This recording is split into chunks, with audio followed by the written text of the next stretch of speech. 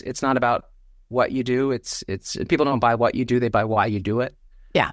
And I've always loved it. It's such a simplified way of saying, know what you're all about. Whether you're a person or whether you're a brand, it doesn't matter. Know why you're taking each step that you're taking. And if you do that, the rest sets itself up.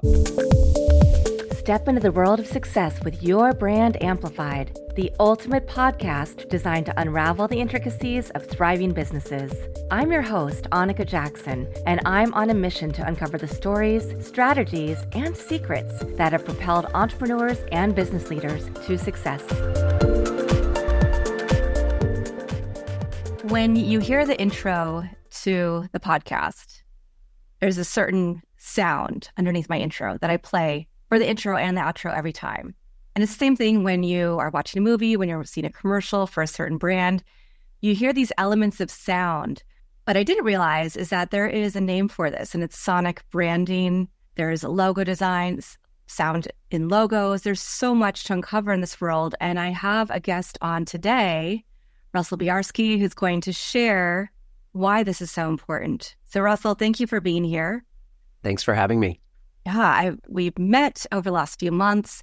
You've been on my other podcast, and I thought, you know what, we really need to get this message out to small businesses, entrepreneurs, other listeners, because this is something we should be thinking about when we're thinking about our brand from the beginning of starting a new company or project. Absolutely. It's interesting. When you're thinking about marketing, we have so many different tools at our disposal. We have visual and we have tone of voice, and we have our teams out in the field that are connecting with consumers every day. But often sound, which is so powerful, and there's a huge science behind it, it's often an afterthought. And even today, with sonic branding being a real thing and lots of agencies like us being out and about in the world, we still end up getting pulled into projects, at the 11th hour, 2 weeks to go in a 2-year-long project. Oh, by the way, can you do the sound for us? Well, of course we can, but we wish you would have thought of it earlier. Yeah. And you've managed to find this perfect mix because you've been a musician for what I think I was reading 32 years. My whole life. Yeah. You've been 5. Yeah. Your whole life. Longer than 32 years. Actually, I shouldn't say that on the podcast. But you've been able to find a perfect mix of your passions and your skill sets, music, being a musician, marketing, and then figuring out how to help other brands conceive of their marketing concepts via sound. So we talk a little bit about how you came to realize that this was your passion point. Oh my gosh. Well, I knew music was a passion of mine when I started songwriting as a teenager. I started playing guitar at 13. And from that moment on, I knew I had to do something in music. I just didn't know at the time what it was going to be. And as you get a little older, you start to realize, well, in case the rock star career isn't working out, let me offset it by making sure that I can make ends meet. I always wanted to have a family, kids, and all of that. So I started to pursue 2 paths, and one was business marketing path, and one was obviously my music was more of a side project. Never given up on either, and it's been in the last 10 years or so that I've managed to kind of find ways to have those 2 paths cross, with more and more companies coming out that focus on music for brands. Yeah, fantastic. Did you always work when you moved into marketing for companies that designed sound, or did you have other experiences first? Gosh, no. Actually, in fact, when I started in marketing, I got my MBA here at Ohio State. I'm in Columbus, Ohio. I got my MBA here and came out and said, all right, well, I love music and I'm interested in marketing. What do I do? And my first step was to get involved with advertising agencies, thinking, okay, well, there's probably some creative aspects. There's ways to get into sound that way. But honestly, I gravitated naturally toward brand strategy more so than I did the creative side once I got into agency world. So I got picked up by some in-house marketing departments.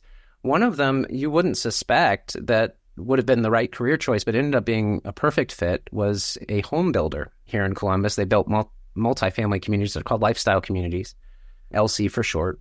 And they were building apartments across the country, single-family homes, condo communities, massive company.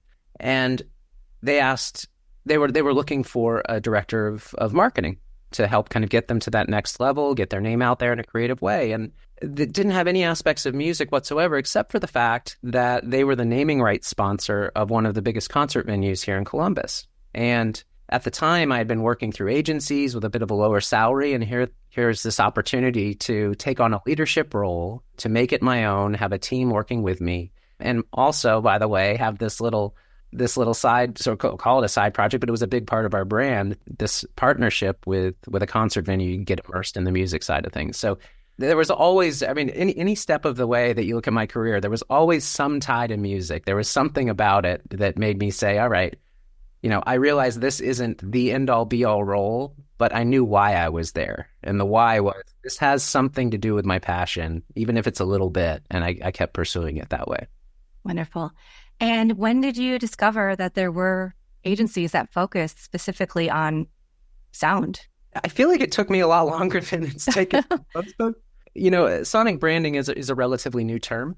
And so honestly, in the early 2000s and 2010s, you didn't hear it thrown around very much. And certainly in the agency world, it wasn't something that was thrown around. So I honestly didn't discover it until about 5 years ago. Oh, at least in the capacity that I'm working in now. The way that it worked out was, from LC, I actually found a position with a company called Song Division, which does internal branding using music. So they write music with a live band for corporate teams at your big corporate conferences, team building experience. And the bands that come on stage that Song Division is using, I mean, these are top session players, folks that tour with Katy Perry and Cher and Trans-Siberian Orchestra. So you're really getting treated to, a rock star band in front of you that's working with you. They know your values. They know the key messaging of the event, and they're composing an original team anthem with you to unite everybody. So I was their CMO for 4 years, and that was kind of that taste of, there's this whole world of creating music specifically for brands, not just as part of an advertisement or sort of something that's just added on. And I started looking for those opportunities to then take that forward into, I wonder if there's companies out there that do this more towards an end consumer as opposed to internal marketing. Yeah. And what are some of the things that you do on a day-to-day basis at Stephen Arnold Music? At Stephen Arnold Music. My role here is a bit of a hybrid role. So I was brought in, my title is Director of Brand Strategy. And at the time I was brought in, they were actually looking for a salesperson. And through our conversations, realized, well, maybe we could benefit from someone who understands the sales process and understands business development, but comes at it from more of a creative, strategic branding angle. So most of my day is, I'd say probably 60% of it is what you'd expect. It's a marketing role where I'm analyzing our audiences, analyzing the markets we want to be in, developing creative with our team, writing thought leadership pieces, being a part of podcasts like this to get ourselves out there and basically find ways to position us better in the marketplace, obviously, to gain revenue. And the other side of it is the business development side, where I'm working with the sales team on pitches. I'm helping them define new verticals, going to conferences and trade shows with them to meet new potential clients. It's a lot of fun. It keeps me on my toes and gets me thinking. I tend to be a right brain, left brain person. There's always this blend going on. So I feel like I get to see all walks of life when I'm doing both marketing and business development. Yeah. Yeah. And do you still get to play music at this point? Or is that something you do on the side, or do you get to do any of it in the context of your day-to-day work? Well, yes and yes. So what's beautiful about this position I actually just spoke this past week at Capital University here in Columbus to students who are asking that very same question of how are you able to, yes, you found a career that has some music elements to it, has some creative elements to it, but if you're a true musician, are you still able to do that? What I told them is that, and ever since I took the role at Song Division, this has been the case. I'm immersed in music all day long. I'm talking about the thing I'm passionate about all day long, but I'm not just going so full out on it that I'm burnt out by the end of the day and don't feel like picking up my guitar. It's actually an empowering thing where, you're working with all these talented musicians, everyone's talking the talk and we're having fun and we're being creative about all of this stuff. And then I come home feeling energized and ready to play music just for me, play music with my son, sing with my daughter, whatever it may be. I actually find that it's been more beneficial than it has taken away from the musical side. So as we speak, I'm working on an eighth studio album, and those are always a bit slow when you've got a full-time job and you're a parent and all that stuff. But But it's fun. It's, it's again, it's something that I couldn't not do. It's something that fuels me and always has. Yeah, fantastic. I want to go back to speaking about how brands use sound design and what are the different elements of that. And of course, I'm sure you work with a lot of really large organizations.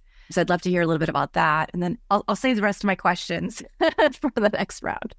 No, that's fine. I'll try to be as succinct as I can.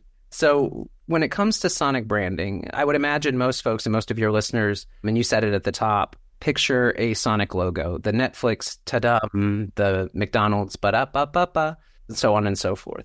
That is absolutely a part of sonic branding. But what we look at with sonic branding in the same way you would when you look at visual branding is that it's not just one thing. Your visual branding isn't just your logo. It's the guardrails that define, well, how do you use that logo in different situations, and your colors and your fonts, your tone of voice. Those are all just, it's for lack of better words, it's a style guide that defines how your brand should use all of these creative elements when you're reaching out to customers. And music is the same way. So yes, it's your logo, your sonic logo, but then it's also your advertising music, and it's the music you use for social media. It's the music you use in retail establishments. It's the music that you have in your apps and notifications or on your website. And all of it tells a story. So it doesn't need to be, I think a lot of people hear that and they immediately think, well, then are you just playing the same sound over and over again? Gosh, no. I mean, if you play ba-da-ba-ba-ba over and over and over again, every single piece that McDonald's did, you wouldn't want to set foot in another McDonald's ever again. The idea is you grab onto a particular vibe. So that can be defined as a musical genre. It can be defined as a certain instrument. It could be a musical phrase. It could be a rhythm. You obviously want to set it broadly enough that you can play within it and make your sounds different.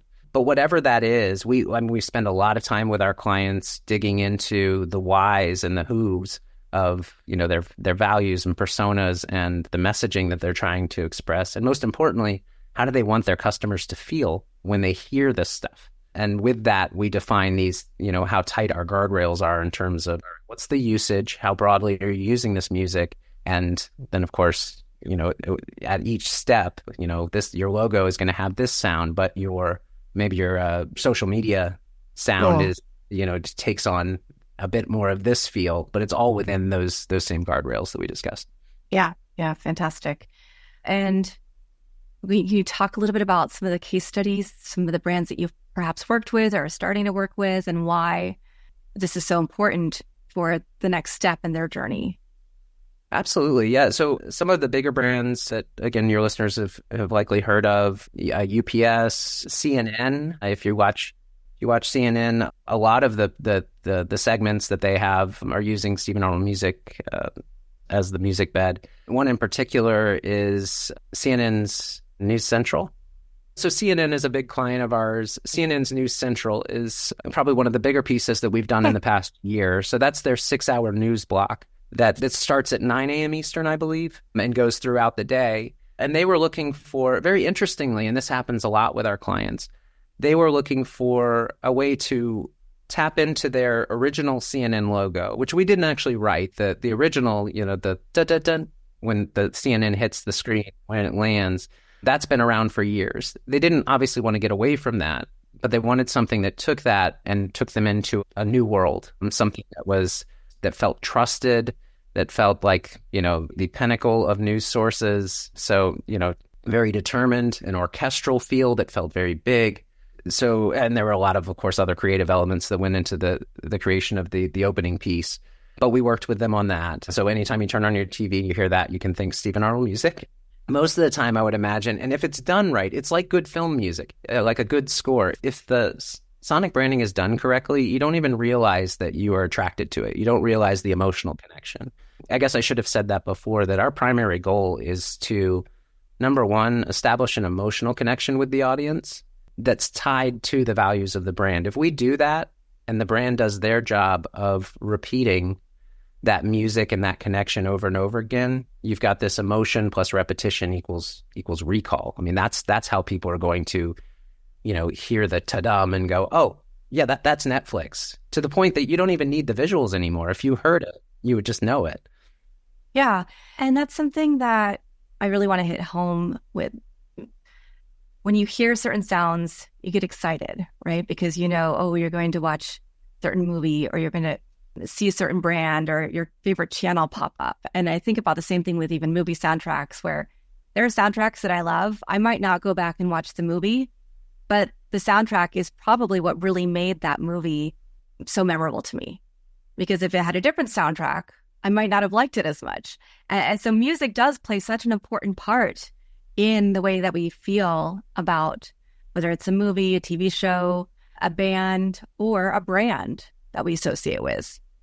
Absolutely. I'm sure you have, and I would imagine your listeners have seen those memes that pop up on socials where you have a movie that you recognize, but they've changed the music out. Like it'll be Harry Potter, but it's, a totally quirky like underscore that doesn't fit it, or doesn't fit the original, but it sure makes it feel a lot different. Scary movies are great for that. If you watch them without the sound, all of a sudden, well, now it just looks kind of silly. Yeah. Maybe a little gory, but it doesn't have the same effect. It doesn't get the hairs on the back of your neck standing up. It really is a synonymous relationship. Where do you see sonic branding going now? We were talking right before we jumped on about some new sports initiatives that are utilizing sonic branding that you're actually working with. Sure. Working with several of the news clients, that's sort of our bread and butter. And we've been around for over 30 years. As you get to know the producers and the folks in these news roles, they start to go elsewhere. And slowly but surely, that's helped us gravitate towards entertainment and sports and video games. So we've scored for MLB The Show and a number for Gearbox, which is a AAA game developer.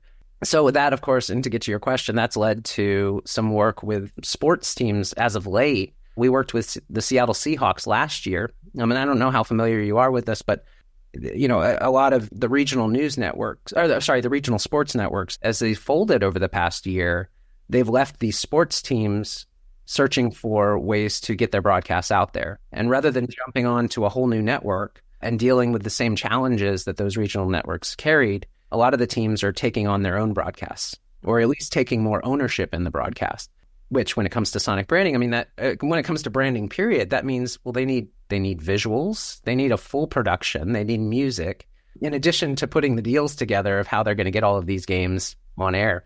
So we recently worked with Seattle Seahawks on their package. And then as of about a month ago, we started working with the Dallas Mavericks. So we're home based in Dallas. That's where our studios are and have been for 30 years. And so working with some of the hometown teams has been a real pleasure. And so the Dallas Mavericks are in the process of getting their new package spun up, which actually should launch this week, if I'm not mistaken, with the new season kicking off. So depending on when the podcast airs, you have to go back in time a little bit, but I can't spill the beans on what it sounds like or what they're doing, but the music's pretty special. It actually ended up being, fun fact, the last recording session that we did at our old studios. We're moving in about a week and a half now. So our studios of 20 plus years, and this was our last official session, was the Dallas Mavs. Amazing. Yeah. I thought you were going to say the very last recording session was the one that they were like, this is it. So that begs the question, how long does it usually take for you to work with a client to get the sound design exactly where everybody's happy? Oh, gosh. Well, it usually depends on how hard they're pressing us and how many days they've given us, or sometimes how many hours they've given us. It can really vary. We like to have, for a large sonic branding project where we're doing, maybe I'll give you like an average one where we're doing a sonic logo design along with what we would call a brand anthem, which would be more than a 2-minute to 3-minute variation of that design, like really drawing it out into the full musical bed of what it can be. And you might use that for a product introduction or some sort of a promo. To do those two pieces, we would typically want usually 3 to 4 weeks. First thing would be getting to know the brand and what their values are, their personas, and what the messaging is they're trying to share and the feel of the music. With the second couple of weeks being more of the focus on the creative, with the record happening at the end of the third week, and then going into revisions. Now, depending on how many rounds of revisions, we would, of course, want to extend that out and probably take on more 2 months as opposed to 4 weeks. But usually it ends up being in that 1 to that 1 to 3 month time frame that we can get a project fully done, depending on the size. Yeah, that seems fairly quick for large organizations. It can be. And again, depending on how big it is, there are some international companies that we've worked with that they have very tight timelines that they've established, and we can stick to them as best as possible. But as soon as you know, as soon as you get a lot of decision makers in a room, it starts to slow the process down little by little. And every one of those revisions takes 2 or 3 extra days, and that starts to add up on the end. So we end up usually with a pretty flexible schedule. It starts off with a pretty tight timeline, and that's why I say we might start off with a month, like a tight month schedule to get it turned around, and it ends up being 3. But we can work on any timeline. We have done it for sure. I wanted to think about, for the small business, the entrepreneur, a small, medium-sized business owner who's like, oh, I never thought about this. I don't have specific sounds, a brand anthem. Where would they get started if they might not have the enterprise, the big corporate budget? Sure. Well, and one thing we didn't get a chance to talk about was, that this doesn't all have to be custom music. Defining your brand with music can come from a number of angles. It can be fully custom. Budgets are going to be a little bit higher. That's fine. We happen to have a production music library as well of 350,000 tracks. And those are ready to go, ready to license. They're not artist specific. Obviously, you could always go and license an artist track, but that's also going to cost you a lot. This is essentially stock music that I guess the difference would be if you were to go out onto a stock site and purchase a track or license a track for use. A lot of those sites are self-serve. You download the track, it's now in your hands, and pretty much spin it up and use it how you said you were going to use it. With us, we've got a full team that can help you with searches. So if you had an idea of what you wanted, but weren't really sure, didn't have the time to go digging through 300,000 tracks, we'll go find 20 tracks based on the information you give us and say, is this kind of getting the feel you're after? And you say, well, a couple of those tracks are. We'll take those 2 and we'll spin up another 20 based on those 2, and we'll keep getting closer and closer and closer. The idea behind that is you've got this personal relationship where you can call our team, and essentially we'll work with you as an extension of your smaller, what I would imagine would be a smaller department, and help you find the right music for your brand. And then on the back end of that, instead of just dumping the track on you, if you need what we would call stems, which are, so when you hear a track, you're hearing a fully produced track. It's going to have, let's take a rock song. It's going to have drums, guitars, bass, maybe vocals, and maybe keyboards.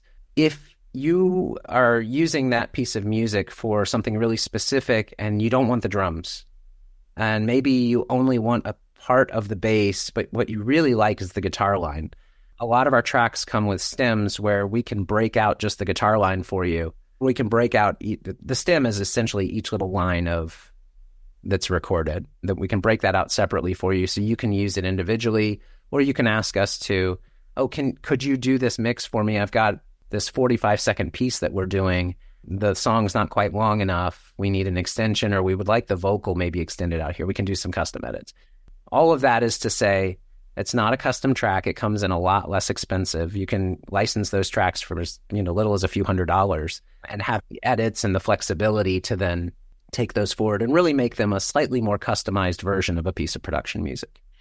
Yeah, and I think that you mentioned a big differentiator, which is that you don't just open it up and people can just choose a track. You're helping them still curate the music that will be right music for their brand, that they'll be proud to be associated with. That's going to be slightly different than, it's not a big database where you're going to hear, oh, that music's on that podcast, but that music's also in this other thing. Right. So you have someone actually actively listening to your brand, actively listening to you and saying, what is it you're trying to achieve? And then working with you to do that. And you're not going to get that out of just a standard stock library. So we obviously have the ability then to, take that as a starting place. Maybe that's all you can afford, or maybe that's all you have the stomach for right now until you know if the sonic branding is going to work for you. So you start small with a production track that's been customized or edited a little bit. And then we can work our way into other ways to, maybe the next step is, this is kind of working. We have an app and we love some notification sounds created. We're not asking for Sonic logo, nothing big, but just some notification sounds. And before you know it, you're addicted to sonic branding and you're finding ways to do more of it. But either way, we can start at either end of the spectrum, and we have options whether you're a huge corporation or just a small business. Yeah, fantastic.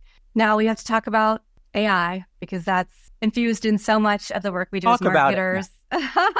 Let's talk about it. Yeah, and I know there are websites where you can say, make up your own AI song in this tone or this genre. But, and you and I have had these conversations, just like if you're writing something, you're not going to use AI to fully write something, hopefully. Hopefully everybody who's listening does not do that. But you might use it to enhance what you've already written or to give you a starting point or give you a different way of thinking of things or phrasing things. So it's there as an add-on, but it's not going to replace your own voice and your own brand voice. And so I think that's something you and I have talked about. So I'd love for you to share your findings when you have looked at the AI ecosystem when it comes to sonic branding. Sure. And I would start by saying, we welcome AI, just as we welcome technological advances. I mean, they've little things in the music studio, for instance, that have taken processes that would take hours, and all of a sudden you can click a button and, spin up that entire thing in about 2 seconds. Those things make our jobs a little bit easier so we can be more creative in a different direction. And I know AI is, we're stumbling over it and the ownership of the creativity. And we're not giving up any ownership of creativity. We're finding ways of using AI to help spur the creativity. And we've done a lot of testing, and I think this may have been where you were going with that. But so Stephen Arnold Music's on the forefront of testing AI against human composition. We've done 2 iterations. In fact, just today, there's a lot of things that are happening just today. I feel amazing. Perfect timing. Just today on LinkedIn, you can check out our, I promise you this wasn't meant to be. This just is how it's working out. You can check out our latest LinkedIn newsletter, Sam's Sound Strategy. And we just launched the second iteration of what we're calling the human versus machine AI study. So the first round, if you don't mind me going into this for a minute. No, please. Yeah. The first round, and we're working in partnership with Sound Out, and they are one of the world's leading sound testing agencies, sonic testing agencies. They're based out of London. So they work with big brands, but more on the research side going, okay, you've got the music you've selected for your brand, or maybe you're interested in some music and you have 5 tracks. Which one is going to actually fit the values and the feel of your brand the best? And what they've done is designed I'll go very quickly into this because it helps with our research findings. They've designed a platform that at this point has millions of data points where it essentially is tracking over 240 emotional attributes for any given track. So you can put a track into their platform. It runs the algorithm and says, all right, based on all the data points that we have and all the human testing that we've done, this track rates highly for these specific emotions. And you can key in, well, these are the emotions that our brand wants to express. And you can see how well they match up. Yeah. So we used this technology. The first time we gave one of our composers a creative brief, and we also gave that brief to one of the leading AI platforms and said, all right, write a piece of music. Let's see how you do. And what we found was that the AI did exceptionally well at appeal. And the appeal was tested with real humans, over 200 respondents listening in a vacuum to both tracks, and rated both of them extremely highly for appeal, both the human and the AI piece. Where it fell off, where AI was not strong and humans excelled, was at achieving the emotional attributes we asked for in the brief. So while it wrote this amazing song, or this pretty good song, I don't want to let's that up too much. It wrote a good song that people enjoyed. It didn't tap into the emotions, and the challenge with that, in fact, it only was able to accurately hit on the emotions 20% of the time. The challenge with that is for a brand, it's fine if you're writing pop music, but for a brand, if you want to be really specific about what the message is you're trying to share, you need to be able to tap into the right emotions, and you can't sit there and just spend over and over and over and over again creating 100 tracks and hoping the next one will be the one. Well, we just did round 2 of this, and I mentioned pop music. We decided to take on Taylor Swift herself, and we took 5 of her biggest tracks from the last 5 albums. We backed into creative briefs. So basically, we at Stephen Arnold Music listened to, and I should say this, we call ourselves Sam, and you guys should feel comfortable calling us Sam as well. Okay. That's what all our friends call us. Stephen Arnold Music's a mouthful, so we say Sam. So at Sam, we thought with Sound Out that testing against Taylor's tracks would be a lot of fun. And it would also just be really, it's one of those things that's, it's really in the moment right now. There aren't any bigger pop stars on the planet. And so if you're going to pit AI against human beings, then she's probably the one. Yeah. So we backed into some creative briefs. We listened to these 5 tracks and we said, if she was writing this song, now granted, she probably wrote it just based on pure emotion, but if she was planning to write this song, what would be the instructions? What would be the brief that would produce that song? To help us with that, we plugged those songs into Sound Out's system and said, what are the emotions that are really rating highly for each of these tracks? And we used that in the briefs. And interestingly, we found 2 tracks when we tested these. 2 of the AI tracks actually rated higher than Taylor Swift for appeal, like with a live human audience. If you can believe that, a machine essentially wrote better tracks than Taylor wrote. That part can be a little scary to people. It can be scary to musicians who are going, all right, well, what other career can I do now? But when it comes to brands, we still found the same issue that despite all of these instructions and all of these specific emotions that we gave the AI platform, and we use Suno for this. So Suno is one of the top platforms out there. Despite these very specific emotions that we gave it, it did not accurately hit it. In fact, what SoundOut says is that for a song to be emotionally accurate enough, a brand should use it, it should be at least 80% or higher. For the emotional attributes that are rating highest, they need to be 80% or higher. So for the specific tests we ran, the best Suno could do was 38%. And that was for one track. And the rest of them all rated 10% or less. So in other words, it wrote great music that had nothing to do with the briefs that we gave it. Yeah. So there's still that disconnect. Yeah, very long-winded way of saying there's some interesting research going on, and I think AI is extremely powerful as an inspirational tool, but to depend on it solely, and especially as a brand, I think it's got more work to do. Not saying it won't get there. Yeah, that's helpful. And I think that's what I'm hearing a lot in conversations, whether it's about, this is probably the only one I'm having about sonic branding, right? But other aspects of business is that people who are really in the industry realize, yeah, it can get you so far, but it's not going to take you the whole way. And we really have to still, the human element is even more important now than ever. And so for those who are afraid of losing their jobs, you're not probably going to lose your job as long as you know how to use AI effectively, right? And that also comes in the music world.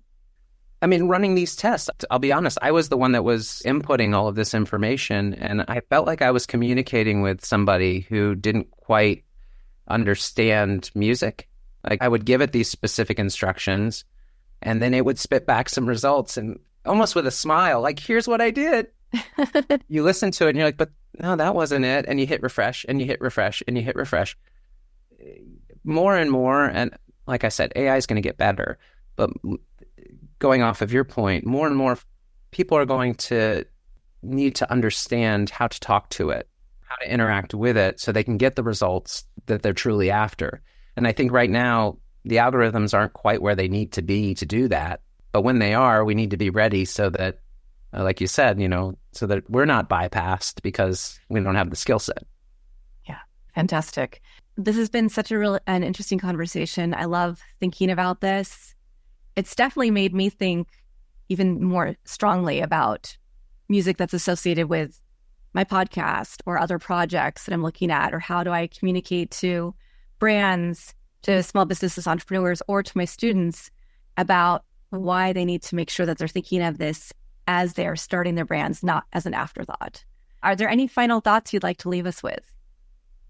If you're a brand, again, if you're a corporate brand, big or small, the idea with sonic branding is you can reach people emotionally, just as you have with all of your other creative elements. And I think you said it best when you said the key in doing that is to really think about it proactively when you're planning these brand evolutions or brand revolutions, whatever it may be. It's not a piecemeal thing. It's something you commit to, and you start to try and create this steady thread, tell this very emotional story through all of your work. And when your creative comes together like that, it really does become this cohesive statement about your brand. And I do truly believe, not just because I'm terribly biased, right, being a musician, but I do truly believe that music can be a powerful tool in that process. Fantastic. And what is the easiest way for people to find out more about you? Look at Sam if they want to. Sure. They can find Sam at, I have to say Stephen Arnold Music again, but it's stephenarnoldmusic.com is our website. But definitely follow us on LinkedIn. You can find me on LinkedIn at Russell Boiarsky, RussellBoiarsky. And I'm happy to connect. Reach out however you'd like, and we'd love to talk more. Fantastic. And I always ask one last question. Do you have a favorite quote, mantra, family motto, verse, words that help you continue to strive to be better every day? Oh my gosh. There are several that come to mind. There's two. One is a family one. One is more mainstream. The family one was when I was trying to figure out what I wanted to do in life. When I was a teenager, going into college, my dad always repeated this. He always said, chase your passions, not dollars.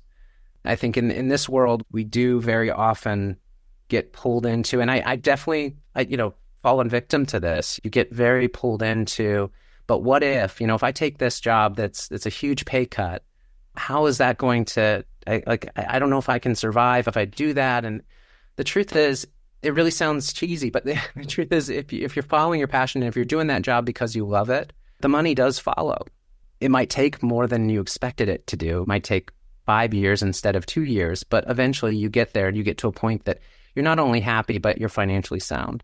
The other one is a Simon Sinek quote, one of his more famous ones about knowing your why, but he always says, it's not about what you do. It's people don't buy what you do, they buy why you do it. Yeah. And I've always loved it. It's such a simplified way of saying, know what you're all about. Whether you're a person or whether you're a brand, it doesn't matter. Know why you're taking each step that you're taking. And if you do that, the rest sets itself up. And I suppose that goes back to the statement we were talking about with music. If you're just throwing some music in there to throw music in, there's no heart to that. It's more about understanding why it is you really want that music in there. How do you want people to feel when they experience your brand? And that's going to win people over left and right. Fantastic. Thank you, Russell. I always enjoy our conversations, and I'm sure there'll be many, many more in the future. Thank you to everybody who's watched or listening to this episode. I'll be back again with another amazing guest to tell their story and give you some tips and tricks to help your business and your life get a little better every day. Thanks for listening or watching to this episode of Your Brand Amplified. Don't forget to leave us a rating or review on your favorite podcast listening platform. And if you want to learn more, check us out at yourbandamplified.com.